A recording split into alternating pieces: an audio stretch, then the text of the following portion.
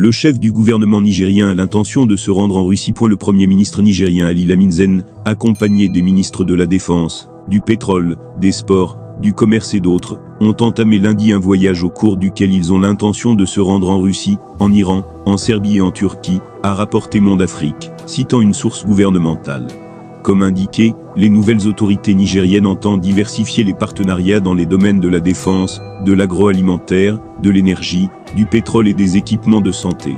Le 26 juillet, un groupe de militaires de la garde présidentielle s'est mutiné et a annoncé la destitution du président nigérien Mohamed Bazoum. Le Conseil national pour la sauvegarde de la patrie, dirigé par le commandant de la garde présidentielle Abdourahmane Tiani, a été créé pour gouverner le pays. Le 24 septembre 2023, le président français Emmanuel Macron a annoncé le retrait de l'ambassadeur et de plusieurs diplomates de Niamey à la demande du Niger ayant dénoncé d'importants accords avec la France. Environ 1,400 militaires français y étaient déployés, quelques 1,000 soldats dans la capitale et environ 400 autres dans l'ouest du pays, ont quitté le Niger le 22 décembre pour les tout derniers. Depuis l'avènement du général Tiani en juillet 2024, le Niger s'est inscrit dans une logique de compter d'abord sur ses propres forces, sur ses voisins de l'Alliance des États du Sahel, pour combattre le terrorisme et défendre sa souveraineté, tout en s'ouvrant à de nouveaux partenaires stratégiques. Lamin Zen et son entourage sont-ils une menace pour la transition? La polémique ne désenfle pas sur les propos tenus par le Premier ministre, Ali Lamin Zen, lors des travaux des assises régionales d'Agadé. Des propos qu'il a balancés sur un ton d'agacement. Le Premier ministre avait le regard courroucé et dur, presque menaçant. Nous savons qu'il y a des gens qui font le tour du pays. De quel droit ils vont vous réunir pour vous dire des choses? S'ils arrivent, c'est aux gouverneurs de décider s'ils doivent rencontrer X ou Y. On ne doit pas vous tirer de vos occupations quotidiennes. Vous êtes trop cher. Il faudra qu'on rompe avec cette habitude de réunir les gens. Tout celui qui vient, on vous réunit, on réunit les gens, on vous raconte des histoires. Tels sont les propos tenus par le Premier ministre de la Transition devant un public d'acteurs de la société civile, des cadres administratifs de la région, et où l'on enregistrait la présence des autorités régionales, et aussi certains membres du gouvernement et du CNSP. Des applaudissements de circonstance, mais dans l'ensemble, la salle était sidérée. Pourquoi un tel propos? À qui le Premier ministre Ali Lamin Zen faisait-il allusion? Même s'il ne l'a pas dit de façon très explicite, beaucoup ont vite compris que le Premier ministre de la Transition visait un collectif d'organisations de la société civile, organisé au sein d'une plateforme dénommée Dynamique citoyenne pour une transition réussite, DCTR. Les animateurs de ce collectif, qui sont des responsables des structures syndicales et des organisations associatives bien connues du grand public, entendaient apporter leur contribution au débat citoyen pour la mobilisation de la population, surtout de l'intérieur du pays, dans le seul but, afin d'accompagner les autorités de la transition. Une dynamique citoyenne qui a eu un accueil très favorable auprès des populations lors de ses différentes sorties à Dosso, Tillabri, Maradi, Zindé et Difa, victimes des liaisons dangereuses. Faut-il encourager un partenaire qui apporte une plus-value ou le congédier? Contre toute attente, Lamin Zen a fait le choix de la seconde alternative. Il est apparu hostile, voire courroucé par la mission à l'intérieur du pays des acteurs de la société civile, réunis au sein de la DCTR. Nous savons qu'il y a des gens qui font le tour du pays, c'est tout juste, si le Premier ministre ne demandait pas aux autorités administratives régionales de les chasser. C'est une première, un événement singulier dans l'histoire du pays, ou faire des caravanes à l'intérieur du pays, pour aller vers les populations, échanger avec les différentes couches de l'intérieur du pays, tout cela devenait un grave délit. Les gouverneurs de région se retrouveront complètement infantilisés dans des mesures qui n'ont aucun fondement.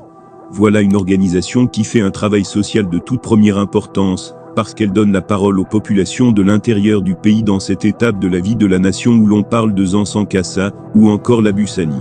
Et dans le même temps, le Premier ministre affiche ses intentions de s'aborder le débat national inclusif suscité par le Conseil national pour la sauvegarde de la patrie, CNSP. Comment en est-il arrivé là? Comment un Premier ministre peut-il sombrer dans pareille misère? Sans doute du fait de ces relations politiques qui apparaissent aujourd'hui comme des liaisons dangereuses. Quelques jours avant l'intervention de Lamin Zen, c'est un de ses conseillers, dont les accointances politiques, avec le Lumana n'ont jamais fait mystère, qui est parti à la curée contre la tournée de la DCTR.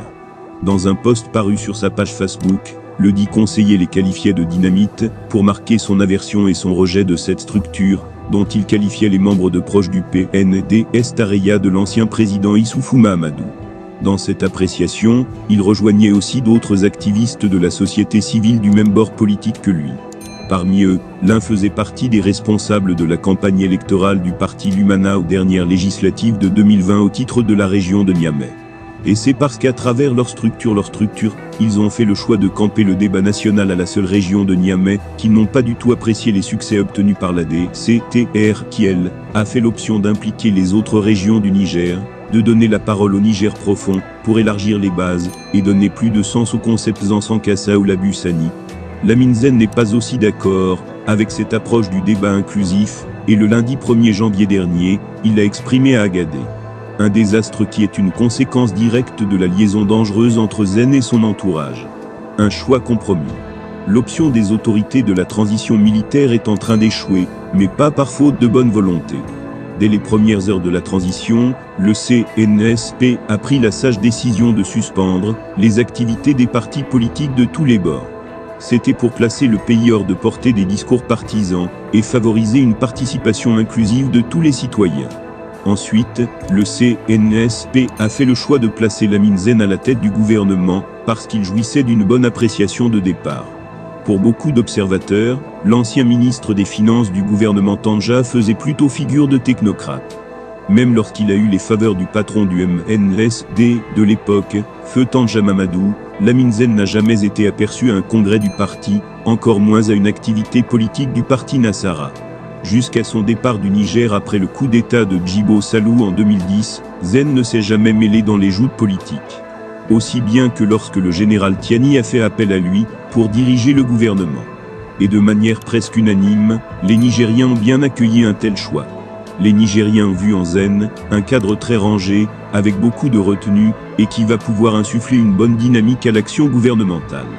L'option du général Tiani et les autres membres du CNSP était de donner les gages d'un processus citoyen patriotique dans toutes les actions de la transition en cours et les programmes de la transition. Aujourd'hui, c'est tout ce capital social qui s'est érodé. La compromission de Zen dans ses liaisons politiques a tout foutu en l'air. Non seulement il n'a pas pu produire assez de résultats, mais en plus, il a hypothéqué les chances de réussite de la transition avec cette polémique qu'il a déclenchée. En témoigne cette avalanche de réactions suscitée par ses propos tenus aux assises d'Agadé. Le PM manque de respect à nos autorités administratives et coutumières de la région d'Agadé. La prestation du PM à Agadé laisse le commun des mortels sans mots. Les activités politiques sont en stand-by. Monsieur Zen, le CNSP reste national, ou encore seul, un technocrate apolitique et légitime, pour occuper le poste de PM dans une transition militaire. Pas un politicien comme Zen. Des réactions somme toute, qui indiquent tout l'échec porté par Lamine Zen pour la transition qui, manifestement n'a pas eu la même chance que les autres transitions, que ses aînés.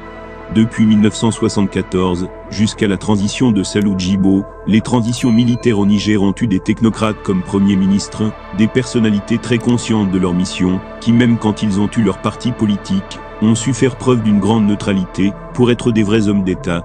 Et c'est là où Zen a échoué.